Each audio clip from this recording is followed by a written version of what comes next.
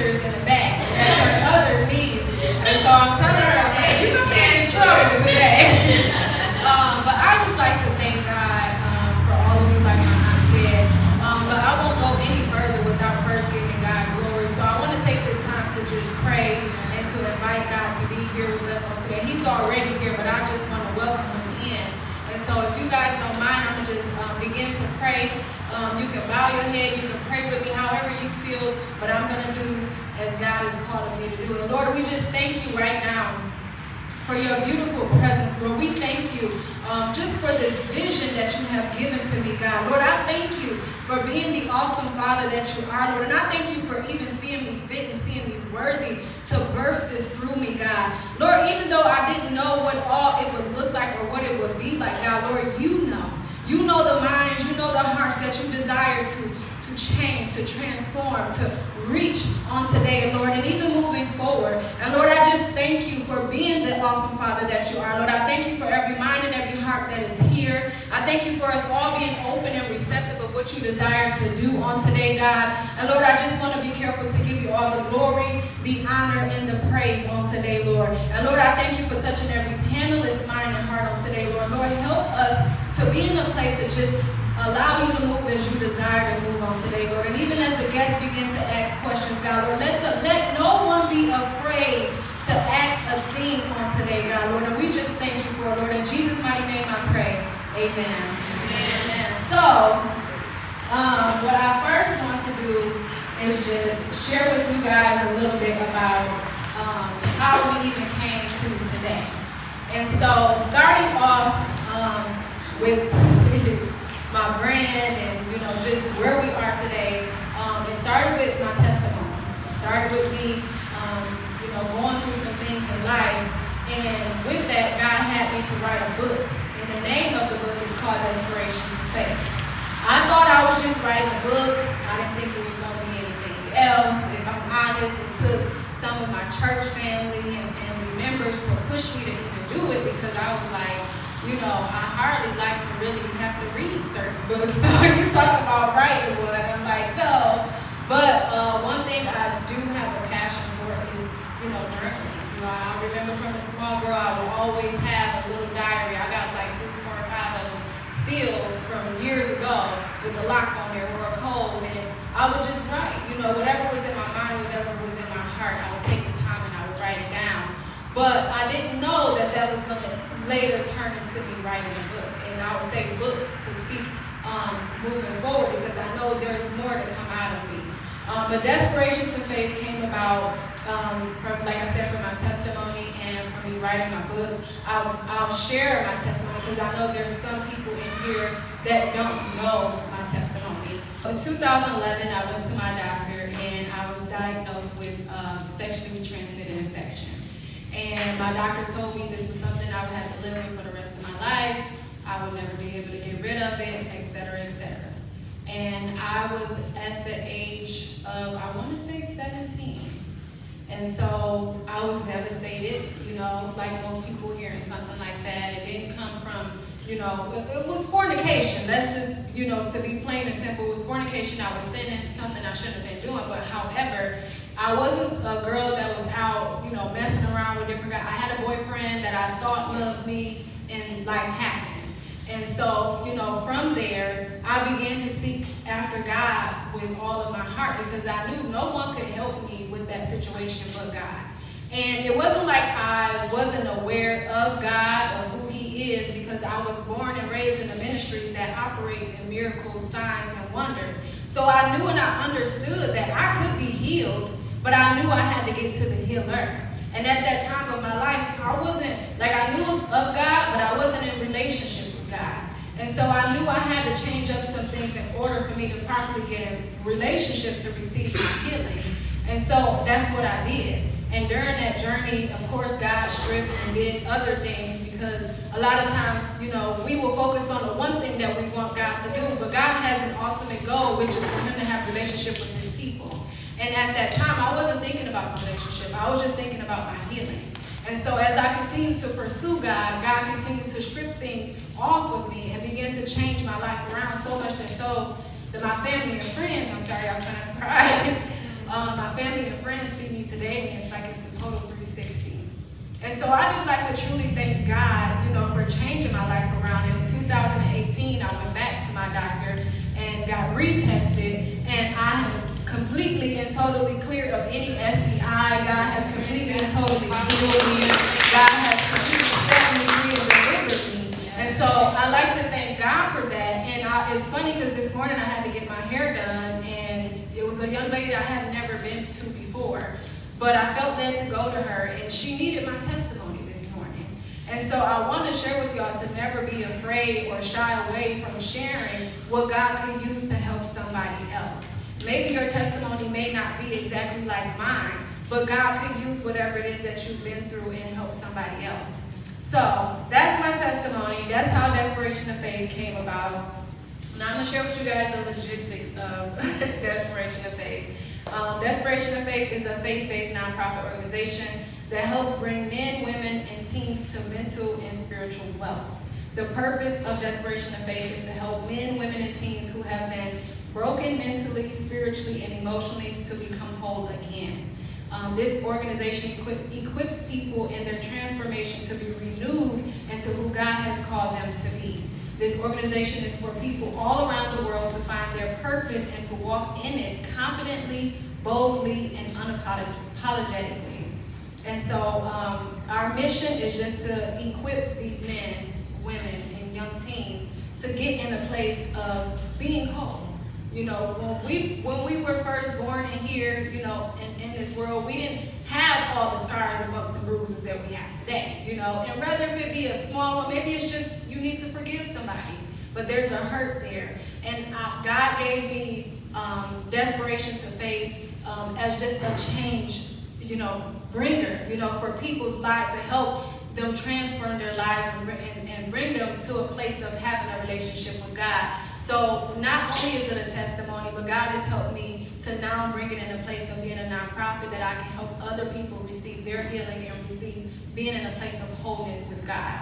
And so that's Desperation to Faith. But how Healthy Conversations came about, y'all, is so funny because I was not ever thinking about a podcast. I had just got started with just some technology and little stuff. My friend would tell you he was on everything concerning, technology, and he would try to get me to do stuff, and I'd be like, no, that's not for me, that's for you, that's not for me. So it wasn't something I really wanted to do, but God had begun to deal with me about, I was doing Bible studies for Desperation of Faith, and one time doing Bible study, I felt to do like a motivational Monday message, and I had invited my aunt to do this message with me, and she shared on the topic concerning being married, and as some people would look at it, as basically being unequally yoked. You have one spouse that is saved and living their life for God, and then you have another that is not. And so it started there, and I interviewed another young lady from our church. But then from there, God began to deal with me about the title, Healthy Conversations. And I'm like, okay, Lord, where is we going with this? And he was like, well, I want you to create a space for these people to come and feel safe to share these life trials and things that they've been through and receive the healing in the time of them having these conversations. People have podcasts and different stuff all the time, but a lot of times, and I'm not taking anything away from anybody else's podcast, but a lot of it may just be a conversation. God helped me to understand that these conversations will be a conversation to bring someone to wholeness. It's not just to sit and just talk and we just talking about a thing, but it's to help people come out of their brokenness. Yeah. And so that's where Healthy Conversations came about.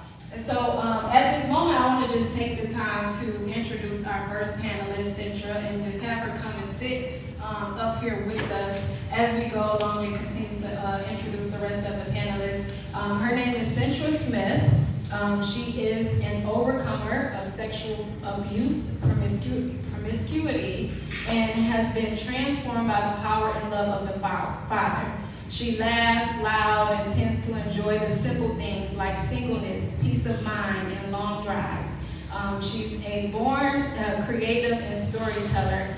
Centra dedicates her God-given gifts by servicing the youth through the arts. If y'all can please help me give her a round of applause.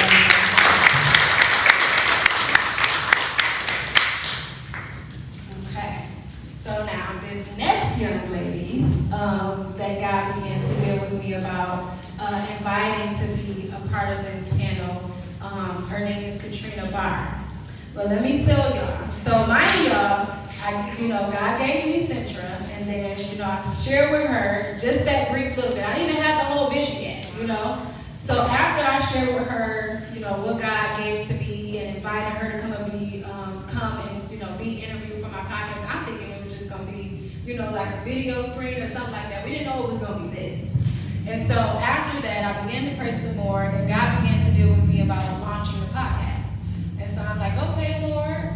And I'm like, well, I need more people. You only give me one person so far. Like, how is this going to be? What is it going to look like? And so then that's when he began to deal with me and help me understand that he wanted it to be a full panel.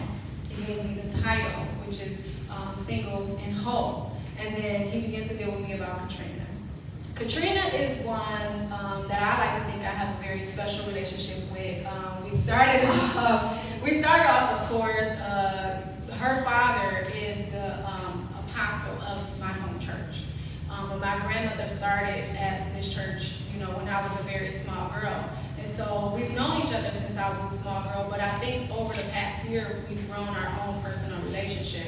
And so to first start off, I worked with her at Kohan. I worked actually as her sales associate while she was a store manager.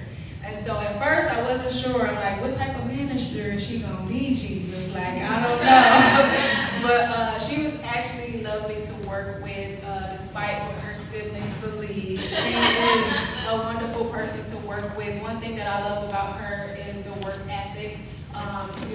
When it comes to business and getting things done, she's like, bam, bam, bam, let's get it done. Like, there's no, even in the time where she may have hiccups, I don't hear her making excuses. She's going to get the job done. And that's in ministry and also concerning business.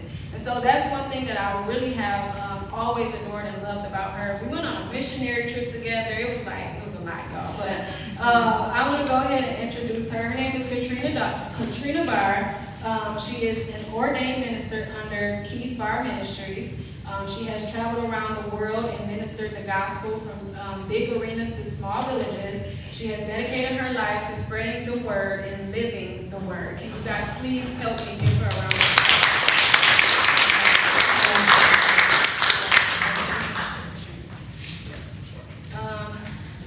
The next person that is on this panel is actually my best friend.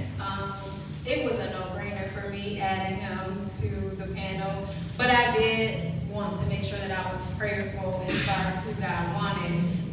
And God had begun to deal with me about his journey and his life and the things that he's overcome, and just was helping me to realize and see, like, it's time for him to branch out more. Like, yes, God has created different avenues and open doors for him to share his testimony and to share what God has done in his life. But God also wanted him to dig a little deeper.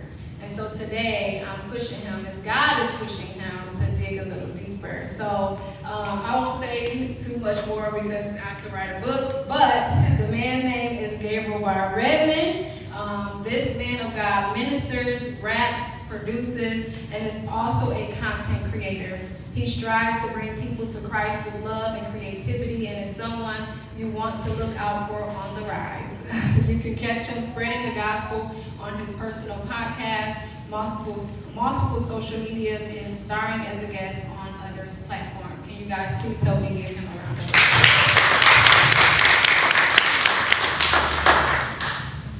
Okay, so our next panel, y'all.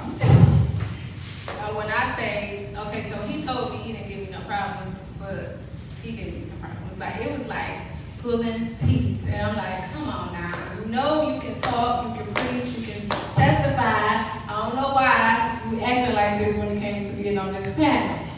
And then he gave me ideas for the panel. That was so funny. I was like, okay.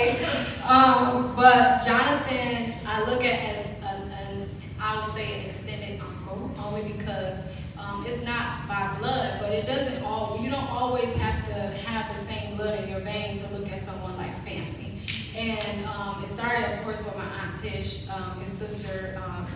She's been gone for some time now, but it started, with her and just bringing me in that I was able to grow a closer relationship with him. He's the type like, I gotta observe you first, and so I didn't really know, but we came to a place now of having a phenomenal relationship. I like to think every Bible study we pick with each other, and everybody just look at us like, what is wrong with these two here?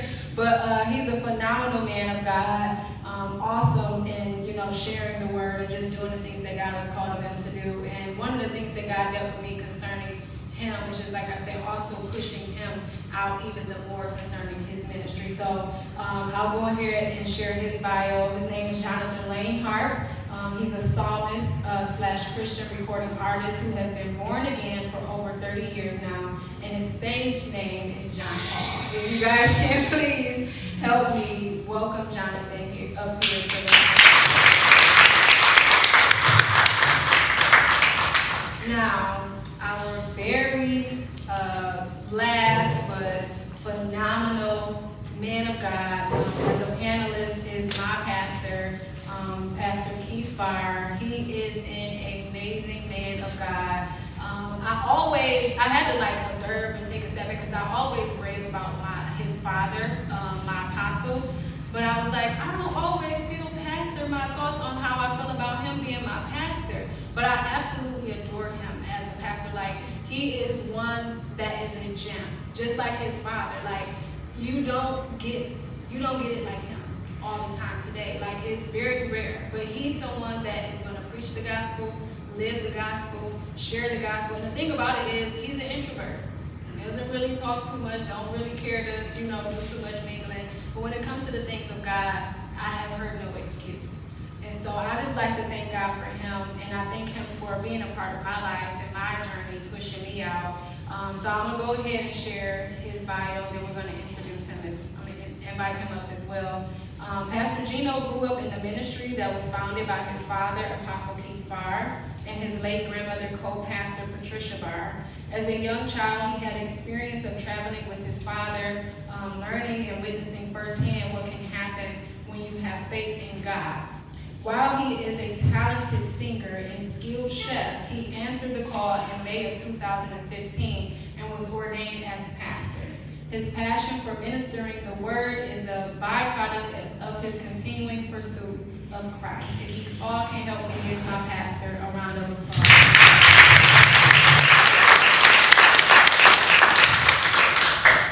So the first thing I want to do is start off with just getting warmed up. I did not share with them what these questions are. So they are surprised just as much as you guys are surprised. But I wanted to be led and just let God flow. So just like I had to just trust, I'm challenging them to trust today. So I want to first start off with asking each panelist, and we'll start with Katrina. I want to ask you first, the first question, first three questions. Why are you single? And then share with us a few adversities you faced while being single and what that looks or looked like for you. And then the third question is, what natural and spiritual tools have you used to overcome those adversities while being single? Okay. There's somebody else. Sister Rhonda outside was just I was like, I don't know what she's gonna ask me. I said, I hope she just don't directly ask me why you're single, because that's a hard question. But there's a million things that can be the reasons of entirely why. But when it just comes down to it, the basis is that I'm very picky. And I'm picky for particular reasons. Sometimes people ask me, why are you still single? I'm like, I don't want to be divorced. Because I'm very, it's not a thing I know right now, there's this thing where women, especially on TikTok and on Instagram, girls are like, he has to be 6'6" and has six-pack abs and have 6 figures. And I really don't care about any of those things. 3 years from now, I'll be 40. Abs, I ain't got them, so I don't care if we got them. I'm not probably gonna get them. The height thing, I'm 5'10". I'm pretty tall for a woman, and to be honest. Most of the guys I've liked have been my height or shorter. Like, as far as their looks, my siblings will all attest that. Really, him? Really? But I mean, it just comes down to mainly personality and spirituality. And if I could find someone that I felt could be the head of my house, which I know some women be like, oh my gosh, like, it's 2023, we need to be equal, blah, blah, blah, blah, blah, there is no roles, whatever like that. No. I'm a very aggressive and strong woman. I need somebody to be able, not to be like an abusive, you have to do this, you have to do this, but can communicate with me in a way that I can be strong in my femininity and he can be strong in his masculinity as well. If I overpower him, I find that extremely unattractive. Because I feel like if I have to teach you something, I have this thing of also being very condescending and so on and so forth, because I feel like I'm a superior. I don't want to feel like I'm superior to my husband. I want to feel like he treats me like a queen and I treat him like a king. We're both loyal, we both have our roles and everything like that. And I have no problem with being submissive. I understand like some women are like, they hate that word, but that is a godly characteristic of being humble. And we should never be afraid of that word, because even when you go to work, you have to be submissive. If you want to learn, if you have to grow, everyone submits to something if they want to grow. And so I have no problem with that, but it's just the thing of finding someone that I can grow in my spiritual walk with. We can grow with each other as we grow older. And there's plenty of guys I found attractive, but if they didn't meet those spiritual requirements, the physical, the financial, none of those things mattered to me. And I know some people are like, well, your standards are too high, and blah, blah, blah, blah, blah. And going on kind of to the next one, you said that, what's the things I came in contact with that were... Yeah, what are some adversities you faced while being single? Yeah, not being able to find all that. Some people when I would tell people, like, for example, like, I'm 37 years old, I'm still a virgin, I've never even kissed a guy on the lips. Like, it's never happened. And some people are like, some people tell me they either don't believe me, which is like, I don't care, it's my life, and you have to believe anything I say. and two, like, they're like, people always ask, like, why? I always had this vision of having my first kiss on my wedding day, and at the altar, I thought it'd be cute. And I just thought it'd be kind of cute, and my husband was like, no one's ever kissed or touched this woman with me. And I just thought that was cute. So my siblings kind of think, if you find a guy, I don't know that you're going to make it to the wedding day to have your first kiss. I'm like, well, we'll see. we'll see. We'll see what, right now, before I was determined, I'm like, well, we'll just see what happens when we get there. But I've had some people say, well, why don't you try online dating? Like, even try, I have tried that a little bit, but I never even got to the date part. Never made it to the date part, because just in the initial screening process, I found out that there's a lot of people that will have profiles on Christian Mingle and then another profile on Match, and be completely different profiles and stuff. And I'm going to say this, and my brother's probably, I don't know if he's going to like this story, but I'm going to tell it because it's hilarious. Because everybody's telling me, like, you're too picky, the things that you want as far as religion, you have all these, different, deal breakers and stuff, and because of your spirituality, because you're so spiritual. It's like, why don't you try online dating? I'm like, okay, fine, I'll try online dating. So I went on Christian Mingle, and I put in all the little check marks, everything that I find attractive in a guy, things that are deal breakers, and all this other stuff, red flags, green flags, put all those details in. And they're like, we found somebody in your area that meets all your criteria, that fits everything, that matches you 100%. I'm like, 100%? 100%? They're like, click on this link to see see who it is. It was my brother.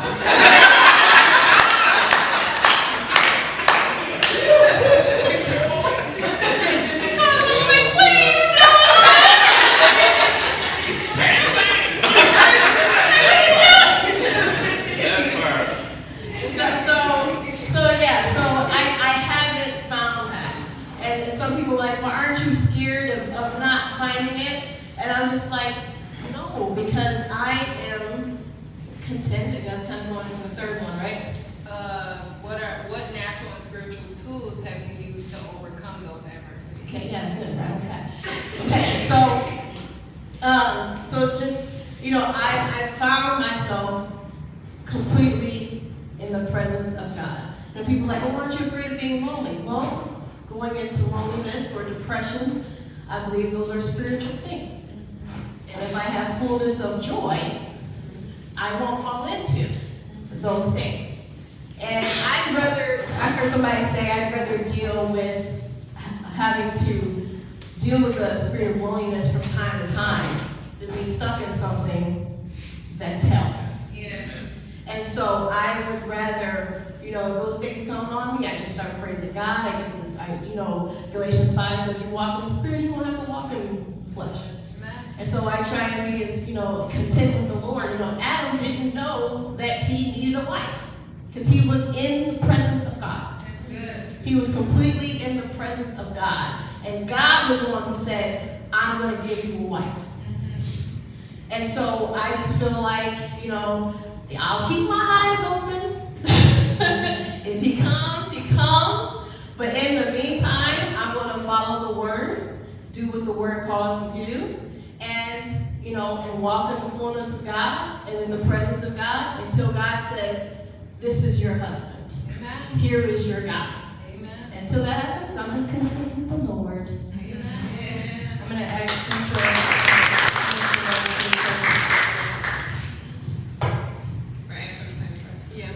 Hello, everyone. So I really appreciate this day because it's forcing me to, just tell the truth and just, being bold about it, sharing. So the reason why I am single is because I chose to be single. I do not pick well. I have a history of not picking well. I had numerous partners just because of trauma. And so after those experiences, it's like I hit bedrock and I said, Lord, I can't do this no more. I cannot stand another broken heart. So I gave it to him. I literally gave my heart to the Lord. And I always remind him that even now, like, Lord, you have my heart. And the man that you have for me will literally have to go through you to get to me because I don't even carry my heart no more, that love, because it's like I'm afraid, and I don't think I can take another one. So, what was you? The second question is share with us a few adversities you faced while being single and what that looks or look like for you. Okay, I also want to revisit the first one. So I'm also single because it was confirmed, a prophet came to me and it was confirmed a couple more times in my years, just being in a church or just being somewhere in a community or out in the world. God doesn't want me to date. I cannot date. God knows exactly who my husband is. And so that is the instruction of the Lord. I'm a dreamer and it's been confirmed to me numerous of times about my husband. So I just trust God. I believe that, yes, we have free will, but I also believe that there's a book written about each and every one of us, and it includes marriage, it includes our purpose, it includes every detail of our life. And so I am entrusting that part of my life to him because he is the author and the finisher of my faith. So the adversities that I've experienced has been the weight. Glory to God, it has been 10 years since I've been in a relationship, 10 years just practicing abstinence, and 10 years haven't kissed anyone. And I know that's through the grace of God because before that was not my lifestyle at all. So the way it does is one of my adversities because I do want to get married, but I also want to become the woman that God has created me to be. I really eagerly want to be her. And so, again, going back to the first question of being single, I also want to know who I am outside. My identity is not me being a wife or a mother. I have to believe more that there's greatness inside of me, and God has been showing these facets through these 10 years, and has humbled me and really gave him praise. Like, God, you're fighting for me so much so you can show and unfold all those parts inside of me. And if I got married, and I'm not saying it wouldn't have been expressed, but it would have been like, it would have been the focus. I don't think I would have, walked in it, so that's another reason why I'm single. And so this weight, battling, seeing my friends, they're getting married, having kids, and it's like, okay, God, I'm thinking it was gonna be like a 3-year wait, a 5-year wait. Now it's 10 years. It's 10 years, March of 2023, July 2023 of not being kissed or whatever. So it's just like, I'm ready, but then at the same time, it's like, okay, God, I trust your will for my life because I don't want to miss who Century is, like her fullness. And so temptation is my adversity because I did date during my 10 years and God would always shut it down because I'm a dreamer. So he would show me their lies. And so as I am, courting, knowing that I'm not supposed to date, but the flesh is weak, he would just shut the whole thing down. I would have to go back to these men and say, you're not my husband. I know who your wife is. I've seen how they looked and everything. And I would just have to let them know. They would look at me crazy. Like, I've never heard of this before. Like, what are you talking about? So it's that part, just being tempted because, I know I'm attractive. I find men attractive, so it's just like I have that part where temptation, comes, but I have to put the flesh into submission. So the weight, temptation, and what else is adversity? I think that's it. What was your other question? The last question is, what natural and spiritual tools have you used to overcome those adversities?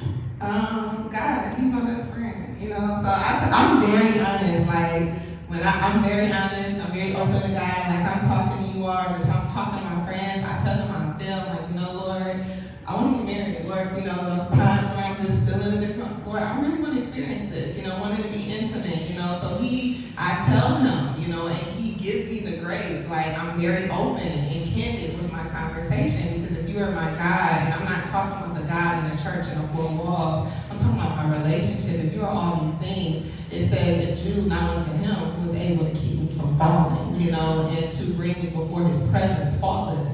So it's like, I pray to him. He is my strength, he's everything that word says, and I agree with that. So what has been keeping me has been God. Amen.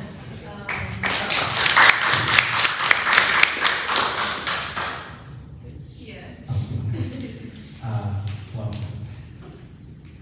praise the Lord. Why am I single? Oh, because of God. That's legitimately the entire reason why I'm single. Because if it was up to me, I wouldn't be.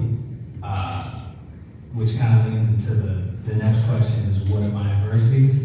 I like women. We being honest, right? I like women. And I enjoy the thrill of the chase and all these things. Coming up, girls didn't really like me, so when I finally started to mature and girls did like me, I kind of got lost in it. And so I like girls, and the Lord understood this, and he told me from a very young age, son, you don't get to do what everyone else gets to do.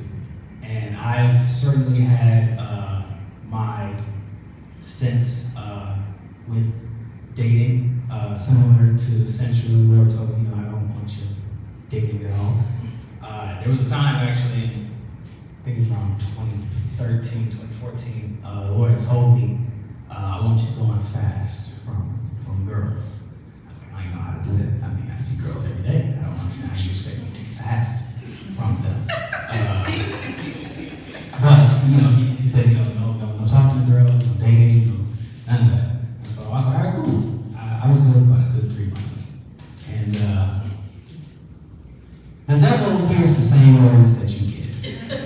And he's been doing what he's been doing for a very, very long time. And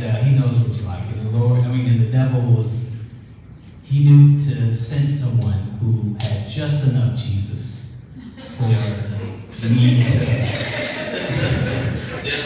Yeah, just enough. I mean, it's like, it's not exactly what I would need for the calling that God has on my life, but it was enough for me to be like, hey, you know, she got it, so, I mean, she got it, so that's probably good.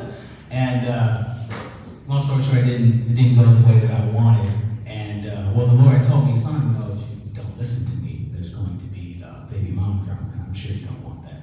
And sure enough, there was. Thankfully, I wasn't involved, but it did not end in a great way. And so I had tried dating, other women, and every time the Lord would say the same thing. It's not it. And He would tell me in the beginning, but I'm hard-headed.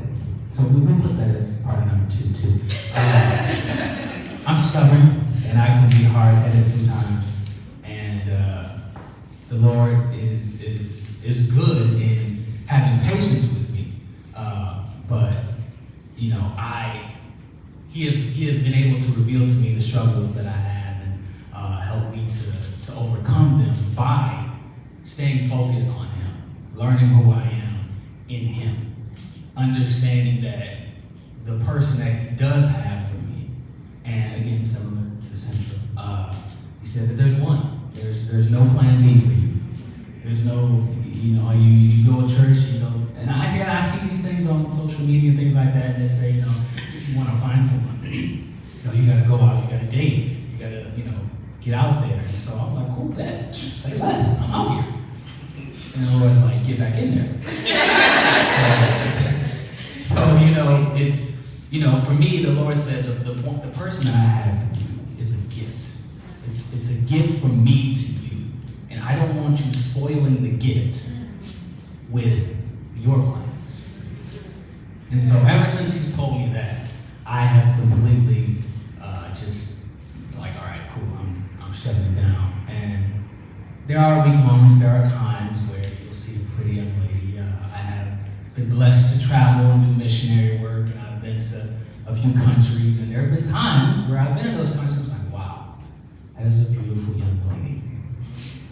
But I have to remember there's a gift waiting for me. And I'm not going to ruin or spoil the gift that God has given me. So I've been able to overcome these adversities through prayer, through fasting, through really seeking the Lord, like truthfully really seeking the Lord.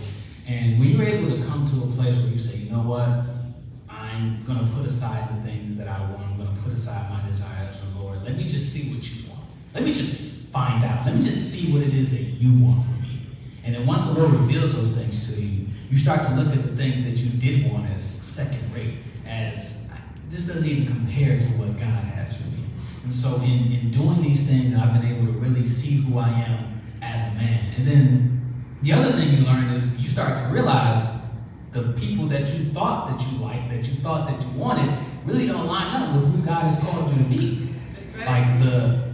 I'm not going to go into the kind of woman I want to be here all day, and I don't want to go with the back and forth, but the woman that I used to want is certainly not the woman that the Lord has revealed to me that I need to fulfill my call.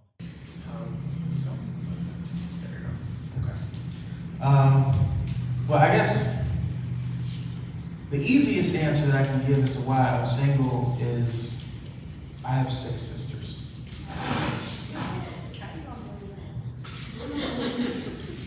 And because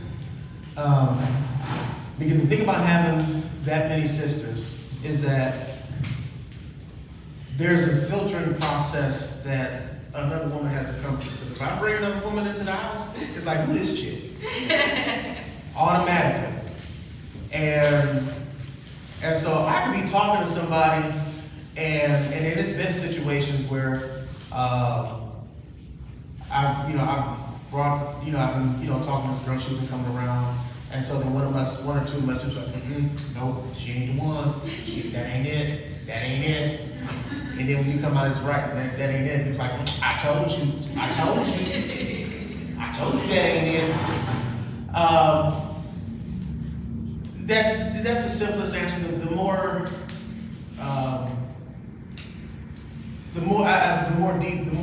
intricate answer is because I'm in pursuit of God. And I firmly believe, this is also because of my parents and other testimonies that I've heard throughout the years, is that I will find her when I'm in pursuit of her. And because God knows who you are. God knows your ups and downs, highs and lows, what makes you tick, what makes you happy, what makes you upset. And a lot of times in our lives that we go through, in our lives that because of situations that we've had, that we have developed personal traits or characteristics or thought processes that we have gained from the world, but we've not gained from Him. And so in our making process, God sometimes has to break us down to get rid of these things because they're a hindrance. And we don't, sometimes we're like, God, what are you doing to me? What is this thing you got me going through? And sometimes things have to be broken down in order for it to be used correctly. And so we, as, we want to, it's like, I'm glad Katrina brought that story about Christian Mingles. I had forgot I had that profile. I did it and I just looked at it and said, I ain't paying. It's like I just left it alone. So it has sat there for years. But because of I know who my family is, because of my family, not only because of my sisters and my parents and their testimony, which the Lord directed my father to ask my mother out. And actually my father, he was the one that God had told him, you can't, like he had him going on fast girls. Like, don't ask me. And so then when the Lord told my father to ask my mother out, he was like, why you want me to ask her out? Because normally when I ask you about girls, your answer is no. Like you up to something. And so she didn't want to deal with him. Matter of fact, she went out with him because Star Trek came out, the first movie. So she's like, oh, free movie. But and it was times where, she shut him down and turned him down and everything. And so to the point where God really had to work on him and it made him madly in love with her. And it was at one point he said, I know you want me to leave you alone. I want to leave you alone. But God won't let me. He said, I'm like a dog chained to your love.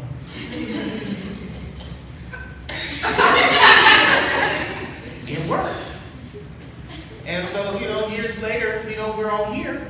And so I've had that story. I've had that example. I've had the dynamic of my family. Because you just can't bring anybody up when you got a large family.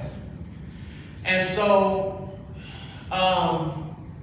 it's interesting because I know, and also because of the calling on my life. Because I know as a pastor, there are certain people cannot stand by your side. That's right.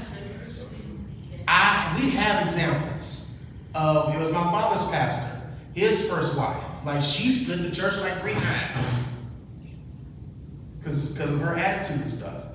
It was one time we was dealing with, we were out in Colorado, and the pastor's wife kind of messed things up and we ended the revival. As a matter of fact, the last day that we had shortened it, Katrina and I was up singing. We were singing with the track and she paused the track.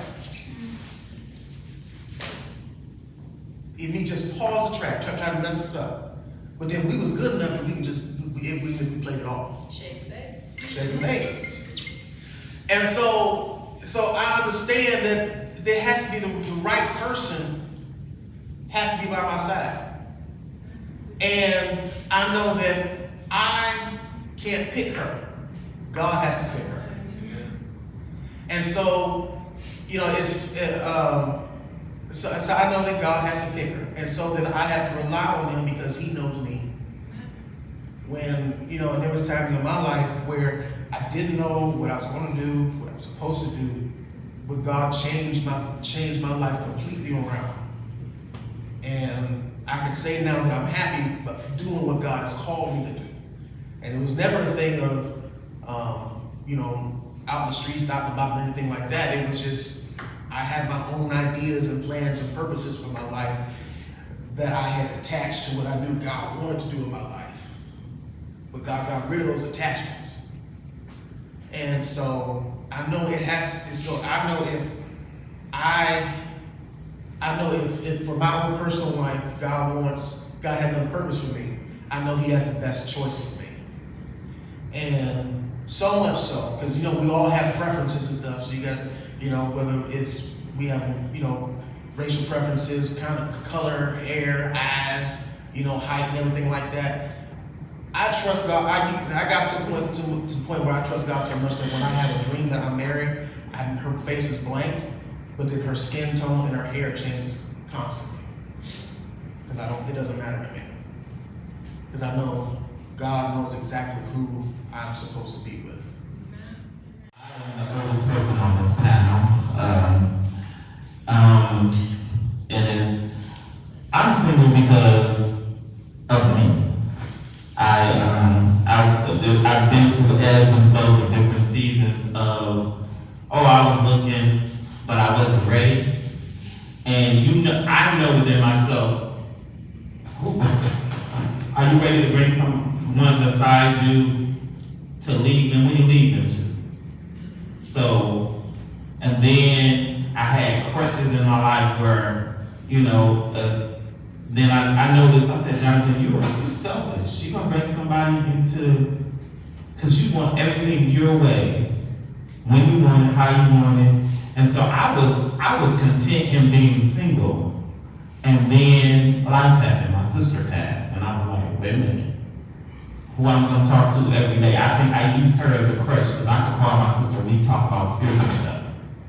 And I think in my not knowing, I realized I put her, even though my sister had a whole husband and a whole family, I still was able to call and talk to her and get advice or whatever. And then I knew the call in my life, but I was like, I'm just gonna assist her with her calling, never walking in my calling. And God is like, right, what you over here doing? You still called to preach, but I was like, we got enough preachers in my church. I came up with all the excuses not to accept the call on my life. And then when she died, it was like, wait a minute. It's time for you to rethink everything that you're doing and then follow God. So I was like, okay, Lord, your word says that you'll send to help me. And I'm like, okay, I've always thought in my mind, I had everything together when I got ready to look. And then God began to deal with me. Some of the things that I got for you, you're not going to get until you get her. And I was like, wow. Because I never understood the help me part. Because as a man, you just want to be able, I need to be able to fix it. I don't like excuses. I need to know how we're gonna fix it, how I'm gonna get it done. And if I gotta do it, whatever, that when you're the man, that's the thing that you feel. So I'm like, I don't wanna bring her alongside me and I'm not living how I wanna live, I'm not living where I wanna live, I'm not working where I wanna live, at work, I don't have the businesses that I want. And he was like, well, you need that extra component to help you to get where I need you to go. And I was like, oh. So I got to submit, and I'm at every service mostly. I'm gonna be honest, I'm doing the minimum of being saved, of singing on the praise team. I'm saved, but I'm saying walking in my car. That's what I'm talking about. I'm not preaching like I need to. I'm like, Lord, if they don't ask me, I'm not gonna ask for it. And God is like, if they ask you, are you getting in the word like I want you to get in the word? If they ask you, you gotta be prepared. You gotta be in season and out of season. So I'm putting the burden on the door opening, but God is like, you gotta prepare for the door whether the door comes or not. That's right. And so this year, years of being saved, this year is the year that I'm like, okay, I surrender, Lord, whatever you want. And as far as, through the years, I've had times where I was like, is she the one? And I'm telling you, I don't know about the rest of y'all, God speak real quick for me. He don't be waiting. I remember one year I was working, and it was this fine chick. I mean, she was what? She had 2 kids. I didn't care. So that's how fine she was. I was like, is this right there? I went. You can't go to no prophetic ministry and think God ain't gonna speak. I went to church. The pastor called me out. He was like, there's a couple of girls on your job that like you, but ain't neither one of them the one. And I'm not, when it comes to marriage, I'm not one of those ones that play. I'm not gonna test the waters and say how much she like me now. Because I understand that marriage is a ministry. Amen. One of the first places you're going to serve is in your home. If you're not willing to have the mindset to serve your wife when you get her, then you don't need her. Because one of the commandments that he said, one of the things that God said is the greatest among you is the servant of you all. That's right. So unless you get the servant part down, you're not ready for marriage. And you talk about you need her to submit. Submit to what? Do you have a vision? Are you walking in your call? Because when he sends that one beside you, she got to know where you're going. Because if you give a woman anything, they'll make it grow. Yes. But what are you giving her? So I was like, Lord, I need something to give this woman that I'm bringing beside me. So I've been mentally preparing, getting in the Word, looking at healthy marriages that have lasted the test of time, that have went through something. Because all of my friends that I grew up in church with have been married and divorced or working on a divorce. And that's not something that I want. So I look at healthy marriages. I look at my apostle's marriage. I look at my late sister's marriage. I look at Sister Rhonda's marriage. And they didn't have the cookie cutter marriages of, I'll speak for my sister's point of view. My sister's husband was not quote unquote saved, but he was raised in a godly home. That it's certain stuff that my sister would do. Like he came from the apostolic background where they didn't wear makeup or whatever. And my sister, she was very vocal, but she knew how to submit. When her husband said something, she submitted. It was like, or I remember when they first got married, and I used to come over and be, trying to grab me a couple places. She was like, don't touch that. My husband ain't here yet. Don't come up over here. This is his house. This is where he pay all the bills at. So you gotta wait. I mean, she would feed the kids, but I'm not her husband. So she gonna wait. I gotta wait till the kids, if they hungry right now, they get to eat right now. But that was letting me know. And my sister, she honored him as the head of household. And so that's the reason why I've been single all these years. I'll just know that to me not walking in my calling, because God wasn't going to send her, and I'm not walking in my calling because I have to be the right man so He can send the right one.